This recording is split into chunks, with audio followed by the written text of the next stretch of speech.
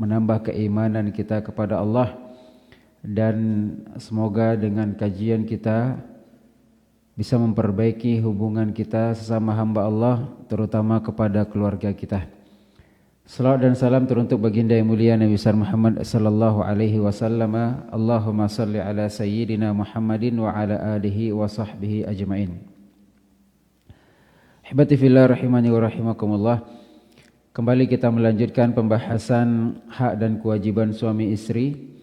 Kita masih pada pembahasan hak-hak suami atau kewajiban istri. Pada beberapa pertemuan yang lalu kita sudah membahas di antara kewajiban istri kepada suaminya adalah taat kepada suami dalam perkara yang ma'ruf, bukan para maksiat, taat sesuai dengan kemampuannya, dan ketaatan tersebut adalah hal-hal yang mempengaruhi keharmonisan dalam rumah tangga. Kemudian perkara yang berikutnya adalah tidak menyakiti hati suami. Dan kita sudah jelaskan dalil-dalil bahwasanya seorang wanita tidak boleh menyakiti hati suaminya. Di antaranya sabda Nabi sallallahu alaihi wasallam, la yahillu limra'atin tu'minu billahi wal yaumil akhir an tu'dhiya zawjaha. Tidak halal bagi seorang wanita beriman kepada Allah, beriman kepada hari akhir, untuk menyakiti suaminya. Kemudian Nabi sallallahu alaihi wasallam bersabda, la tu'dhi imra'atun zawjaha fid dunya illa qalat zawjatuhu minal huril 'ain. Janganlah sesekali salah seorang istri menyakiti suaminya kecuali bidadari akan mengatakan la tu'dhi qatalakillah, jangan sakiti dia, semoga Allah membinasakanmu. Fa innama huwa indaki dakhilun yushiku an yufariqaki ilaina.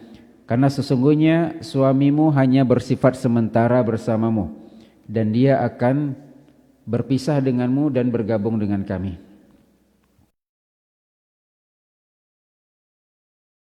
Di antara ciri-ciri penduduk surga, wanita penduduk surga, kata Nabi SAW, al-wadudul walud, penuh cinta lagi subur. Alladhi al-a'ud ala zawjiha, yang senantiasa kembali kepada suaminya. Allati idza adat au udhiyat. Apa itu? Apabila dia menyakiti suaminya atau disakiti oleh suaminya, ja'at hatta ta'khudha bi yadi zawjiha.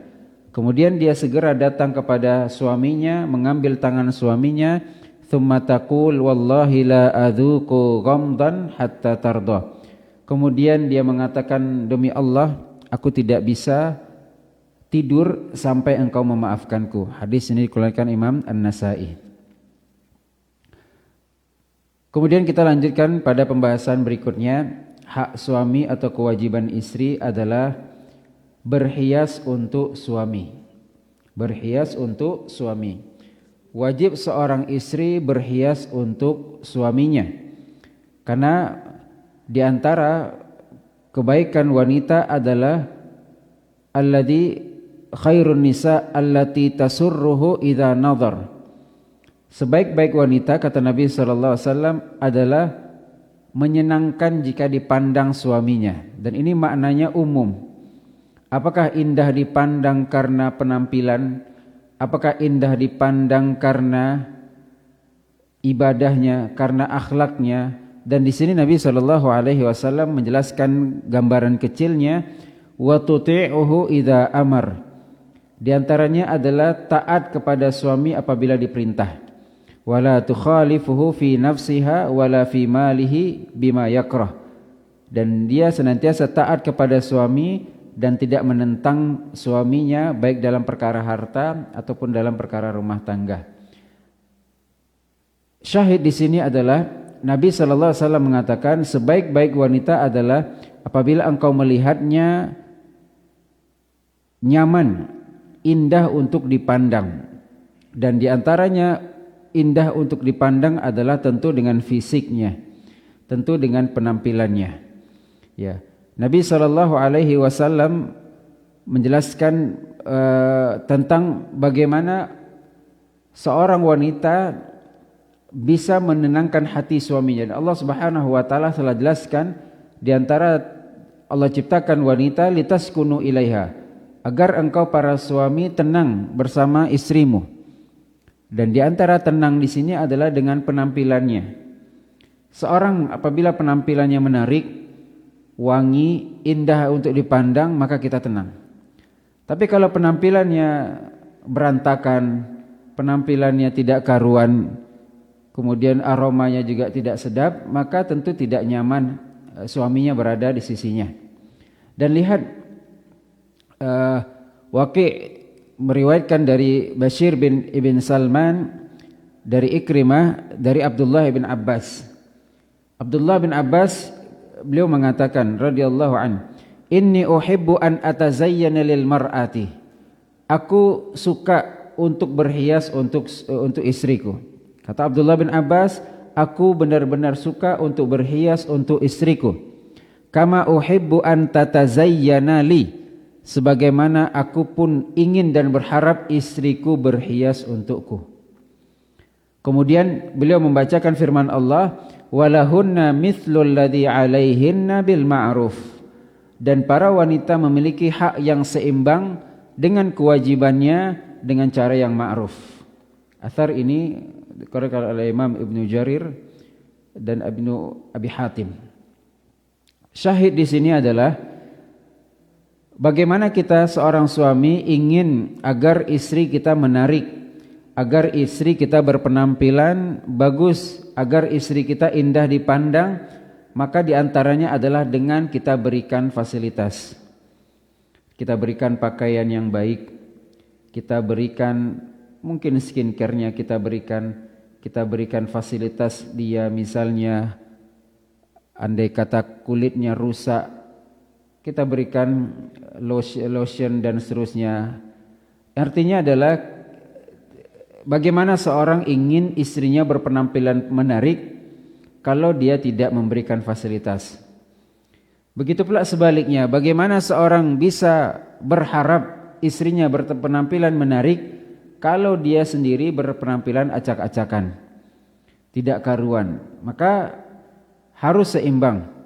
Kita ingin istri kita berpenampilan menarik, maka kita juga harus berpenampilan menarik. Lihat Abdullah bin Abbas, seorang sahabat yang mulia, beliau menyisir rambutnya, beliau menghias dirinya, dan beliau katakan, aku berpenampilan seperti ini karena aku berharap ketika berjumpa dengan istriku, istriku juga mempersiapkan diri ketika berjumpa denganku. Subhanallah. Ini perkara yang mungkin jarang kita dapatkan. Dianggap sesuatu yang sudah biasa, padahal ini termasuk romantisme dalam rumah tangga. Lihat dilakukan Nabi SAW. Apa yang dilakukan Nabi SAW ketika ingin masuk rumahnya? Beliau bersiwak. Kana yabda'u idza dakhala baitahu yabda'u bis-siwak. Sebelum masuk rumah beliau bersiwak terlebih dahulu. Beliau menghias dirinya diantaranya dengan menyikat giginya dengan siwak, dan ini mudah sekali. Kenapa? Karena dia akan berjumpa dengan istrinya, dia akan interaksi dengan istrinya. Dia berusaha berpenampilan menarik sallallahu alaihi wasallam. Sehingga apa? Ya, belum lagi andai kata misalnya kita di luar, kita tidak pakai helm, kemudian kena asap rokok, kena asap knalpot, kemudian sampai rumah cium istri, cium anak, tentu ini berbahaya. Ya, maka ini perkara yang bukan perkara ringan. Maka lebih baik kita sebelum masuk rumah kita membersihkan diri, kita cuci tangannya. Kalau ada keran di depan rumah kita cuci tangan, cuci kaki, cuci muka dan seterusnya. Berhias kita, baru kita berjumpa dengan istri dan anak-anak kita. Begitu pula sebaliknya, ya, seorang istri ketika dia tahu suaminya pulang jam 5, maka usahakan tinggal dulu masaknya, tinggal dulu nyucinya, tinggal dulu pekerjaannya. Siapkan diri untuk menyambut suami, lanjut lagi setelah itu. Dan ini perkara remeh tapi jarang kita amalkan. Ya. Subhanallah. Para akhwat ibu-ibu yang dirahmati Allah Subhanahu wa taala. Kalau sekiranya ibu-ibu tidak bisa menjaga diri, menjaga penampilan, dan kita memang menikahi ibu-ibu itu karena diantaranya karena ibu cantik. Dulunya waktu masih gadis luar biasa kita pilih Anda karena memang penampilannya, karena memang dari segi fisik itu menarik. Tapi jangan sampai membuat kita kecewa. Karena setelah di rumah tidak lagi merawat dirinya, tidak lagi menjaga dirinya, dianggap kalau sudah menikah itu suami tidak lagi melihat fisik, dianggap kalau sudah berumah tangga itu tampil apa adanya. Lihat, suami kita bekerja, suami kita keluar rumah, dan mungkin suami kita berinteraksi dengan wanita-wanita yang luar biasa penampilannya, cantiknya mungkin, membuka auratnya mungkin, parfumnya mungkin, dan seterusnya, yang bisa saja menimbulkan hasrat bagi suami kita. Maka rumah adalah solusi bagi kita ketika berhasrat. Ya, maka andai kata ternyata di rumah menyebabkan hasrat kita hilang melihat penampilan istri kita, ini berbahaya. Maka ibu-ibu tolong perhatikan, ya meskipun memang terkadang penampilan kita berubah, ya memang ibu-ibu kalau sudah menikah memang kadang berubah, dari segi berat badannya berubah, dari segi penampilannya berubah, tapi tetap kita dianjurkan menjaga merawat diri. Ya. Dan lihat ibunda kita Aisyah radhiyallahu taala anha telah sampaikan itu ketika beliau lomba lari bersama Nabi sallallahu alaihi wasallam. Lomba lari pertama Aisyah menang. Lomba lari kedua Nabi yang menang. Karena kata Aisyah, "Walamma badintu wa hamaltul lahma." Ketika aku sudah punya badan dan sudah banyak daging, artinya sudah mulai gemuk, ya maka beliau kalah. Dan ini biasa.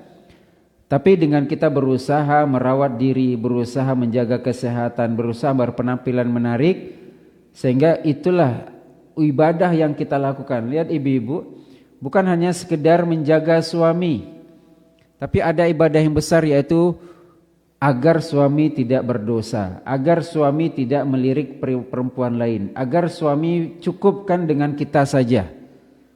Dan ini di antara tujuan pernikahan. Apa tujuan pernikahan? Adalah fa'innahu aghaddu lil basar, akan menjaga pandangan. Karena dia sudah cukup dengan istrinya di rumah. Wa ahsan lil faraj, menjaga kemaluan. Tapi kalau ternyata pandangannya tidak terjaga, masih melirik perempuan lain, maka perlu dipertanyakan apakah kita sudah berpenampilan menarik di rumah atau tidak. Maka ahibati fillah rahimani wa rahimakumullah, Allah Subhanahu wa taala katakan, "Awaman yunasya'u fil hilyati wa huwa fil khisami ghairu mubin." Ya, memang wanita itu dilahirkan dengan hilyah, dengan perhiasan. Ya. Bahkan sebagian ulama mengatakan, ya wanita itu harus berhias. Jangan samakan dirinya dengan laki-laki. Tidak ada cincin, tidak ada gelang, tidak ada inainya, tidak ada, kalau dijulurkan tangannya tidak ada beda tangan laki-laki sama tangan perempuan, bedakan. Ya memang untuk agar penampilan kita menarik tentu memang perlu modal, Pak. Perlu modal. Allah katakan awamay yunasya'u fil hilyah. Wanita itu memang tumbuh dengan hilyah, perhiasan. Ya. Dan memang dari kecil itu wanita, anak-anak kecil itu yang memang dicarinya pernak-pernik. Ya, kalau dia main boneka, cincinnya, bajunya, dia suka dengan itu, tasnya, sepatunya, sampai besar. Kalau masih kecil mainan, sekarang sudah besar yang asli dimintanya. Dan itulah kodratnya wanita. Ya. Ketika kita berikan fasilitas seperti itu, dia akan senang, dia akan bahagia, maka insya Allah dia pun akan berpenampilan menarik. Dan ahibati fillah rahimani wa rahimakumullah,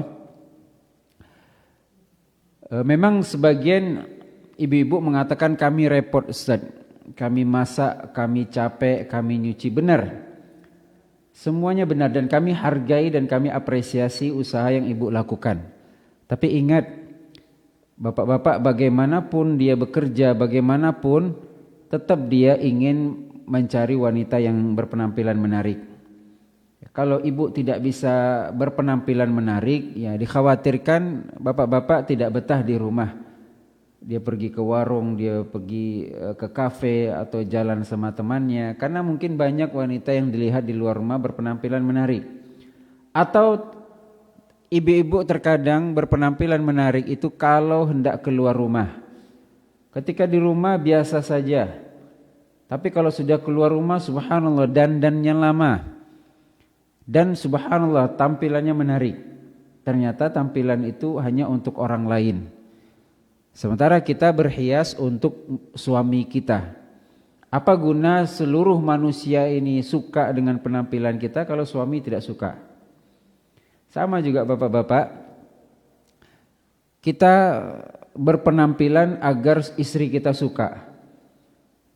Apa guna kalau seluruh manusia suka dengan penampilan kita, ternyata istri tidak suka. Tapi kalau istri kita suka dengan penampilan kita, meskipun kita tidak suka, nah itulah pernikahan. Pernikahan itu adalah kita berusaha melihat pasangan kita bahagia. Meskipun sesuatu itu terkadang kita tidak suka, tapi disitulah kebahagiaan kita. Ya, dan itu kita sendiri lakukan, kita sebagai orang tua. Kita rela tidak makan demi anak makan. Kita rela menahan dahaga beli es walaupun hanya 5.000 demi menabung untuk anak kita. Ya. Ketika dibeli pun mungkin belum tentu anak kita senang. Tapi di sanalah kebahagiaan kita. Terlebih apabila kita melihat anak kita bahagia, loncat-loncat, hilang semua kepenatan kita. Begitu pula dalam rumah tangga. Kita berusaha berpenampilan menarik, ya, agar pasangan kita bahagia. Subhanallah, ini terkadang ibu-ibu juga sama. Ibu terkadang risih melihat bapak-bapak di rumah terkadang bau badan tidak diperhatikan, kemudian penampilan tidak diperhatikan, bahkan di depan anak-anak, ini juga tidak boleh. Ya. Tapi kalau sudah keluar rumah rapinya, wanginya dan seterusnya, maka ini perlu diperhatikan. Penampilan kita sesungguhnya adalah untuk pasangan kita. Dan itu yang dilakukan Nabi sallallahu alaihi wasallam. Kemudian kewajiban istri yang berikutnya adalah mendidik dan memelihara anak. Mendidik dan memelihara anak. Hibati fillah rahimani wa rahimakumullah. Seorang ayah, seorang suami, bagaimanapun pendidikannya, apakah dia seorang ustadz, apakah dia seorang pendidik, bahkan apabila dia seorang doktor, tetap yang mendidik anak itu istri, bukan si ustadz ini. Bukan si dokter ini, tapi yang mendidik itu adalah istrinya. Maka kita yang ingin menikah hendaklah kita pilih istri yang benar. Bagaimanapun hebatnya kita sebagai seorang suami, hafidz Quran, pendidikan tinggi, kalau kita menikah dengan perempuan yang tidak benar, maka anak kita akan mengikuti ibunya, bukan bapaknya. Kenapa? Karena anak pertama kali akan diajak berbicara oleh ibunya. Anak pertama kali akan melihat ibunya. Anak pertama kali akan meniru ibunya. Dan anak akan 24 jam bersama ibunya. Sementara ayah di mana? Ayah kerja.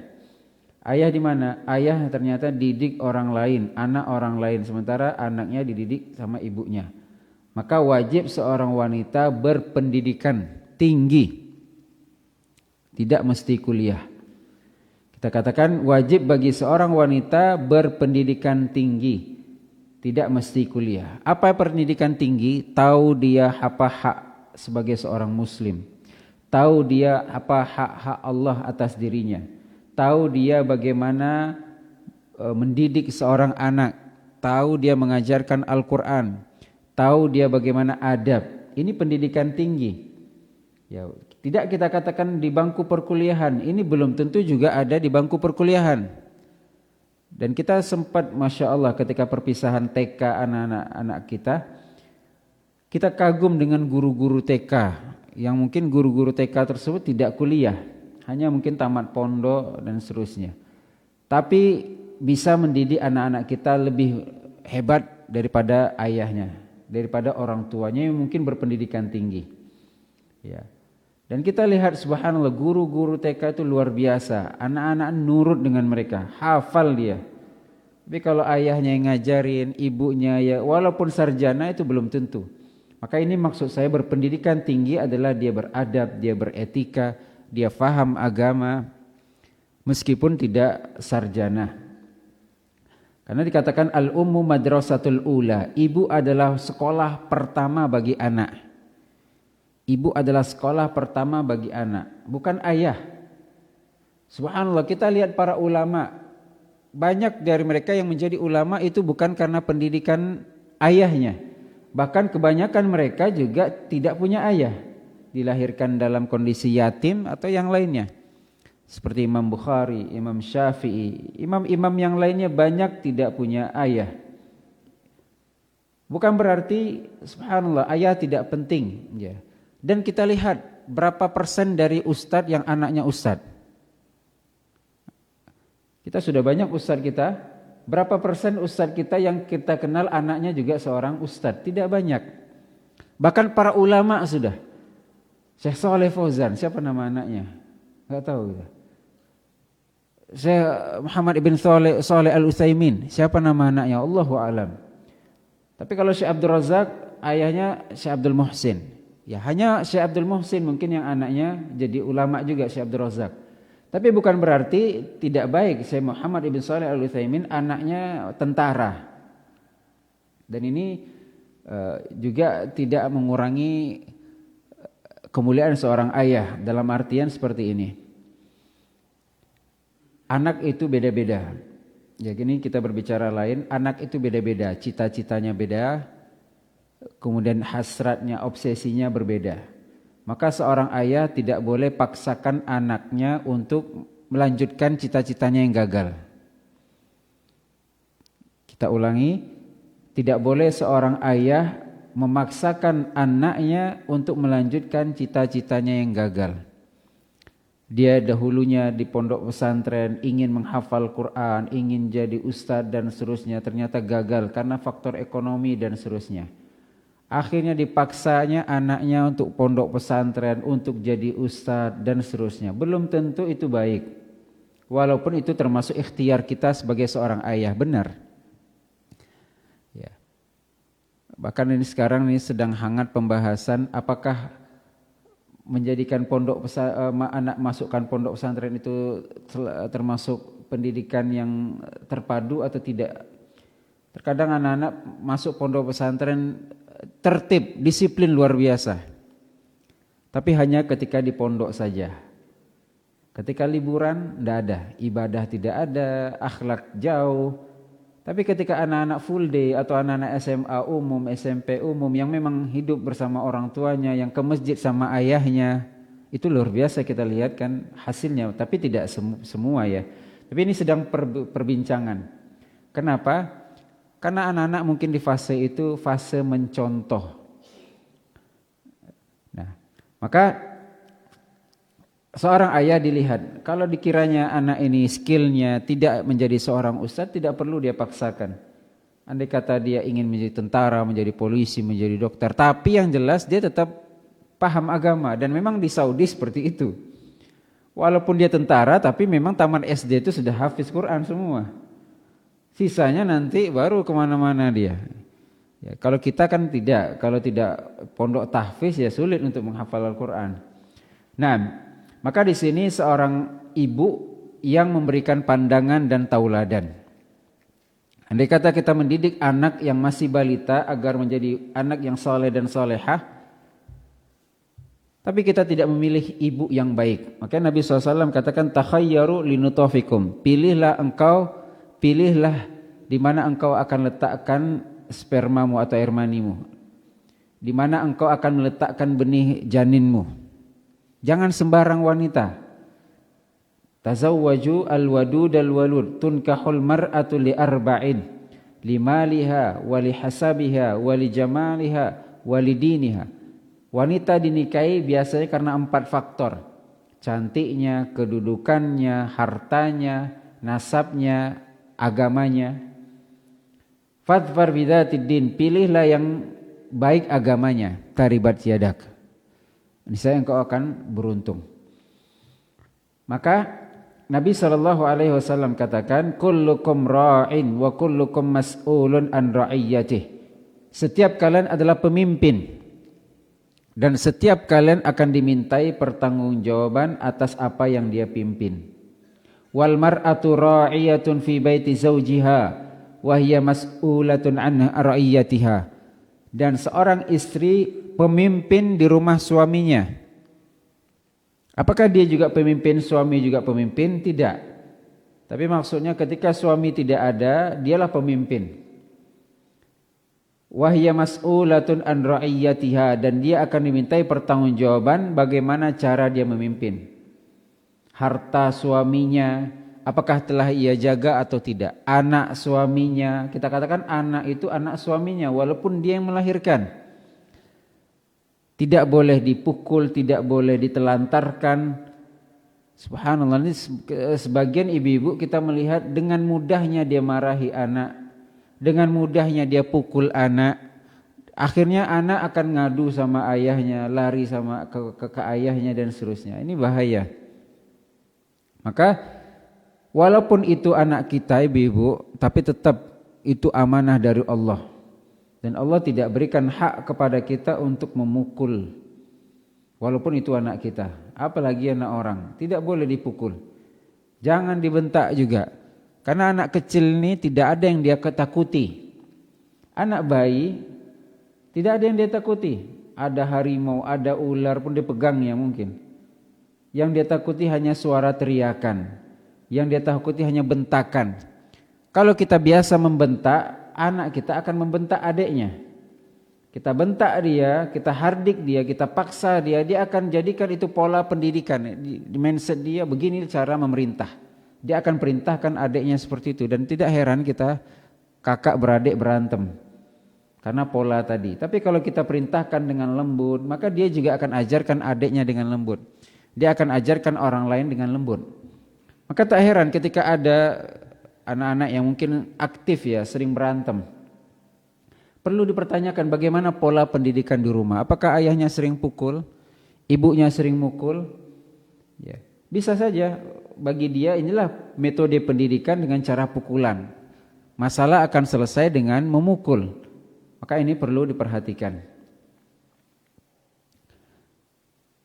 Kemudian ihbati fillah rahimani wa rahimakumullah.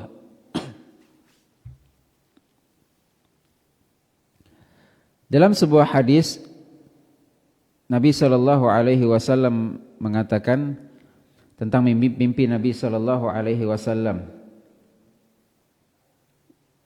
yaitu baina ana naim id atani rajulan fa akhadha bi dab'ayya fa ataya bi jabala wa'ra wa jabalan wa'ra faqala li is'ad hatta idza kuntu fi sawa'il jabal fa idza ana bi sautin syadid faqultu ma hadhihi al-aswat faqala hadha wa'u ahli an-nar fasaqal hadits ila an qala thumma intalaqa bi fa idza ana bi nisa'in tanhashu triyahinna al-hayyat qultu ma balu haula qal haula'i yamna'na auladahunna albanahunna. Sini menceritakan tentang mimpi Nabi sallallahu alaihi wasallam melihat penduduk neraka. Ya. Penduduk neraka itu dikisahkan Nabi SAW melihat masa depan. Jadi penduduk neraka itu belum ada, tapi Nabi SAW dilihatkan pandangan masa depan. Begitu pula penduduk surga. Dan di antara mereka adalah ada wanita-wanita yang menelantarkan anak-anaknya, tidak memberikan susunya, tidak memberikan makan, maka perempuan-perempuan tersebut digigit oleh ular, dikelilingi oleh ular. Kenapa? Karena menelantarkan anak-anaknya. Dan ini insya Allah tidak banyak seorang ibu yang menelantarkan anaknya jika dalam perkara makan atau perkara ASI, kecuali ibu-ibu yang memang sudah tidak ada hati lagi, rela dia buang anaknya, rela dia telantarkan anaknya. Ya, ditambah ada kisah seorang wanita biarkan anaknya bertiga di rumah, masih kecil-kecil, dia pergi dengan pacarnya. Jadi seorang janda punya anak 3 atau 2, pergi dengan pacarnya, terjadi kebakaran, meninggal seluruh anaknya. Ya, ini tidak banyak karena Allah sudah fitrahkan bagi seorang ibu itu peduli dan sayang sama anaknya. Tapi yang terjadi adalah lebih parah daripada itu. Dia tidak biarkan anaknya terbakar di rumah. Itu mungkin ya walaupun juga mengenaskan, tapi itu tidak terlalu parah dibandingkan dengan seorang ibu yang justru mengajak anaknya maksiat.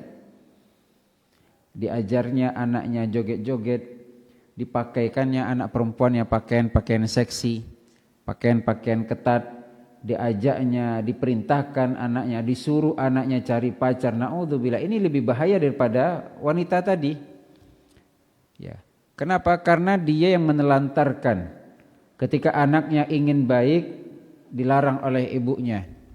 Ya, tadi saya mendapatkan messenger, seorang ibu melarang anak perempuannya menikah dengan orang yang sudah ngaji. Mau sampai kapanpun saya tidak redho katanya. Saya tidak akan restui. Maka kita katakan kalau dari segi agama itu yang penting wali, yaitu ayah. Wali ayah pun kalau alasannya tidak syar'i tidak dibenarkan. Bisa kita ajukan ke pengadilan, namanya wali adl. Seorang wali tidak mau menikahkan anaknya karena alasan yang tidak syar'i, maka kewalian itu bisa opsinya dua. Satu, dipindahkan kepada orang lain, mungkin ayah, mungkin ada kakeknya atau pamannya atau abangnya, atau kewalian diambil alih langsung oleh hakim. Ya sudah, ayahmu tidak benar, saya yang ambil alih, kata Pak Hakimnya, boleh. Apalagi ini hanya seorang ibu, kita tidak kecilkan peran seorang ibu. Tapi kalau sekiranya alasannya tidak syar'i, ini masalahnya. Hanya karena calon suami daripada anak ini seorang pria yang sudah mengenal sunnah, kemudian dia tidak akan redho, tidak akan ikhlas. Maka kita katakan sebisanya dibujuk, sebisanya dirayu, sebisanya minta restu. Walaupun andai kata terjadi pernikahan, pernikahannya pun sah. Maka ini hati-hati. Jangan sampai kita seorang ibu yang justru menelantarkan anaknya. Di antaranya apa menelantarkan anak? Bekerja sama dengan anak dalam maksiat. Ya, ketika suami ada kita baik. Tapi ketika suami tidak ada, ini pakai. Cepat pakai, nanti ayah pulang. Jangan kasih tahu ayah. Subhanallah. Ya, ada beberapa kasus yang kita dengar. Ketika terjadi masalah, ibunya tahu. Ibunya tahu dan ibunya sembunyikan daripada ayahnya. Padahal ini kasus yang seharusnya sudah menjadi pembicaraan atau kebijaksanaan seorang ayah. Ternyata ibu tidak pernah ngabarin, tidak pernah mendidik, tidak pernah, didiamkan saja sampai membesar kasusnya. Ayahnya bilang, saya tidak tahu kejadian ini, saya baru dengar sekarang. Oh tidak, ini kasus bukan pertama kali, sudah sering. Dan istri bapak sudah tahu, kaget suaminya. Kenapa selama ini saya tidak dikabarin? Ini pendidikan yang tidak benar. Ya, memang ada ibu-ibu yang memang harus dirahasiakan, ada memang. Tapi kalau sudah perkara anak, pendidikan anak, masa depan anak, itu tidak boleh kita rahasiakan. Misalnya kita ibu-ibu dipanggil sekolah, anak ibu merokok, jangan diam, jangan saya minta maaf, jangan kabari suami. Anak ibu seperti ini, anak ibu seperti ini. Kalau kita yang nasehatin mungkin anak-anak biasa saja. Tapi kalau sudah ayahnya yang tahu, ayahnya yang sudah dengar, tentu beda. Maka seorang istri juga harus paham, jangan sampai dia memberikan pola yang tidak baik, pendidikan yang tidak benar, atau justru dia malah mendiamkan keburukan di rumah. Na'udzubillah. Selama ada ayah di rumah, anak semuanya sholat. Ibunya pun menyuruh sholat nak, sholat nak. Ketika ayah tidak di rumah, semua tidak sholat, istri pun tidak sholat. Ya. Ini tidak benar. Ya. Pola seperti ini tidak benar. Ya. Istri pun tidak memerintahkan anaknya sholat. Kenapa? Karena suami tidak di rumah. Maka di sini penting kita, Rabbana hablana min azwajina. Ya Allah, berikanlah pasangan-pasangan kami, kepada kami pasang-pasangan, wa dzurriyyatina, dan anak keturunan, qurrata a'yun, yang penyujuk pandangan bagi kami. Tenang hati kami, bahagia. Bukan berarti fisiknya bagus, bukan berarti penampilannya menarik, walaupun maknanya diantaranya itu. Tapi makna yang benar di sini adalah dengan ketaatan dan ibadah mereka. Tidak ada satupun orang tua yang tidak bahagia melihat anaknya sholat. Tidak ada satupun orang tua yang tidak bahagia melihat anaknya baca Quran. Tapi bagaimanapun tampannya, cantiknya anak kita, tapi kalau bangun subuhnya payah, itu kesel semua itu. Ayahnya jam 4 sudah bangun, sudah dibangunkan, anak jam 6 belum bangun-bangun, walaupun cantik anaknya.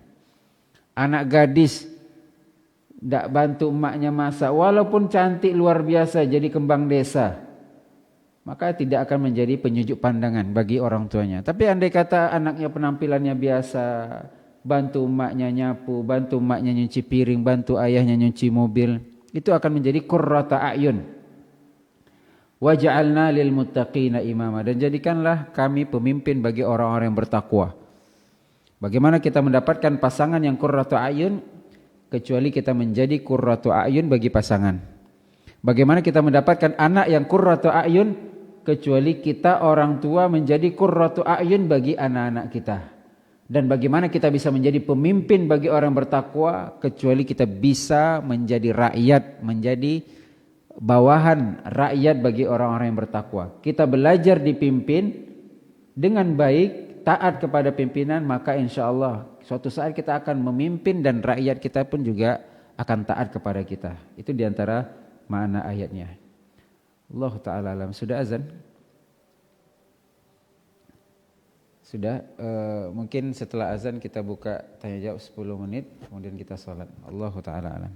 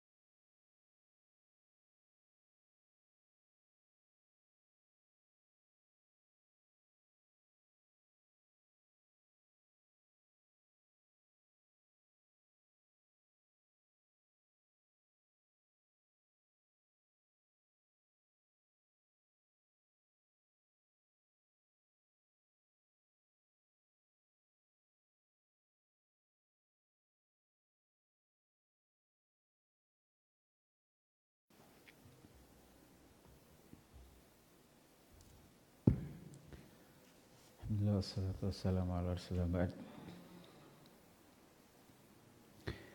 Baik, kesimpulan pada pertemuan kali ini adalah kita wajib berhias untuk suami, sebagaimana suami juga harus berhias untuk istri. Walaupun ternyata berhias untuk istri tidak seurgen seorang istri berhias untuk suaminya, walaupun ini juga diperlukan. Karena memang seorang suami sangat memerlukan yang namanya penampilan istrinya, kecantikan istrinya, penampilan menarik, supaya hasrat yang ada di luar terobati dengan di rumah. Kemudian yang berikutnya adalah wajib seorang istri mendidik dan memelihara anak. Kenapa? Karena seorang suami mencari nafkah dan seterusnya, tapi memang pendidikan anak itu bukan hanya tanggung jawab istri, tapi tanggung jawab bersama. Bukan hanya tanggung jawab istri, tapi tanggung jawab bersama.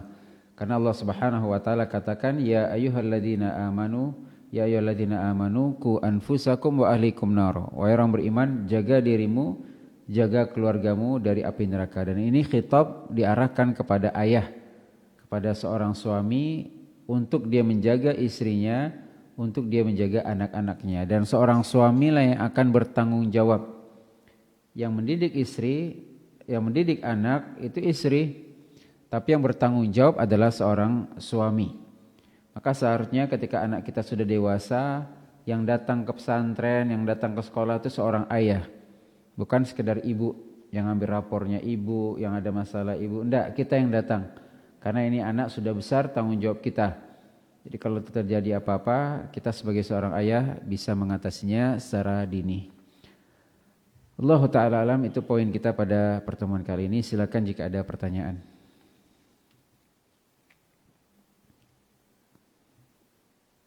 Silakan.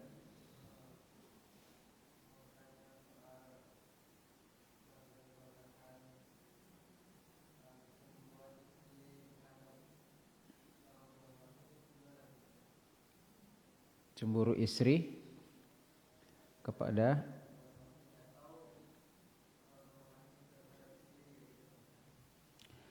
Naam. Masalahnya apa?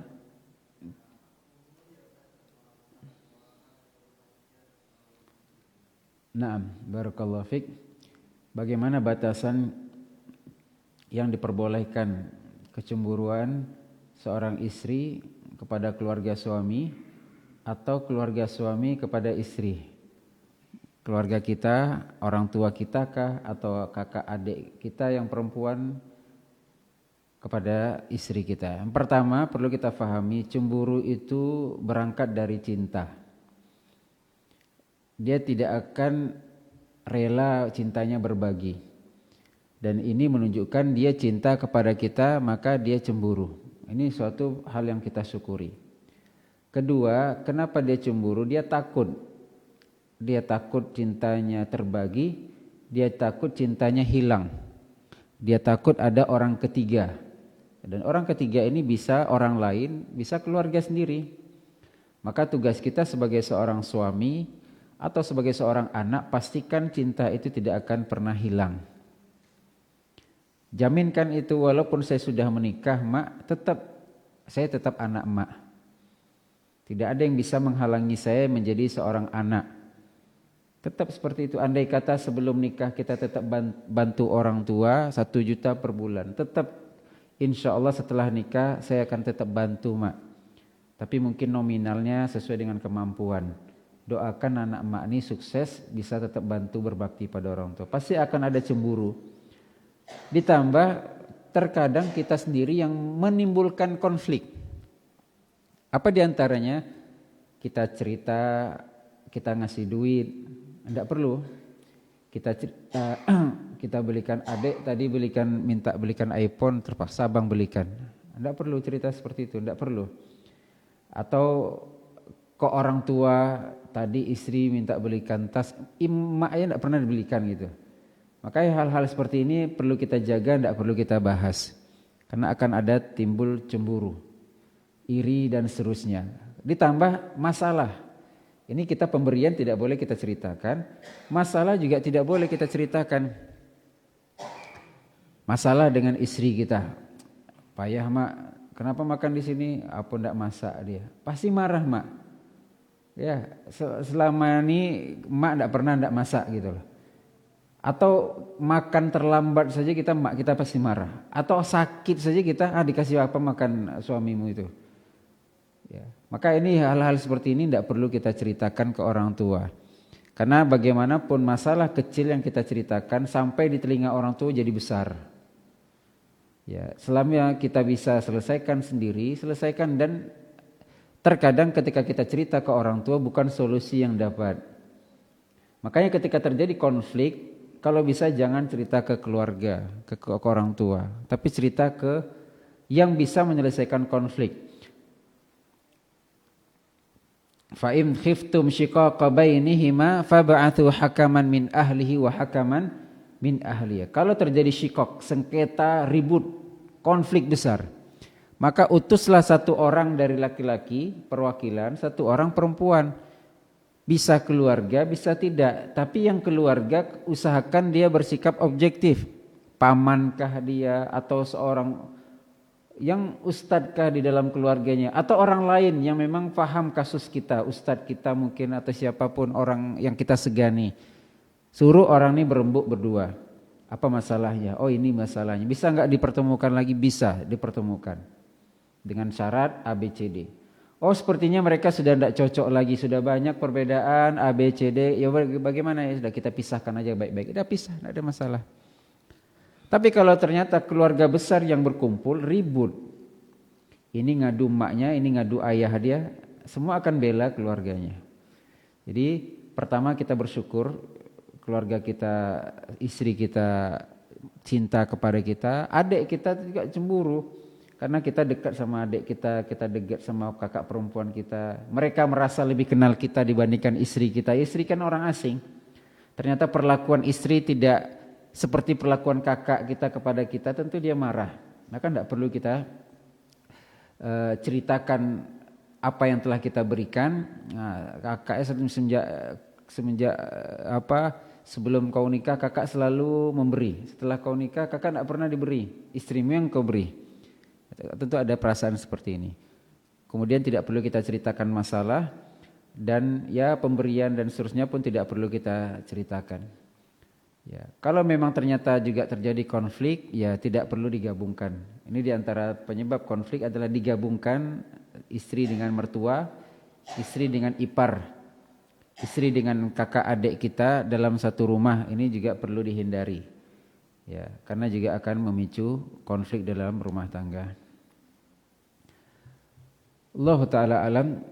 Cukup sekian yang bisa disampaikan, lebih dan kurang mohon maaf. Subhanakallah bihamdika asyhadu an la ilaha illa anta astaghfiruka wa atubu ilaik. Assalamualaikum warahmatullahi wabarakatuh.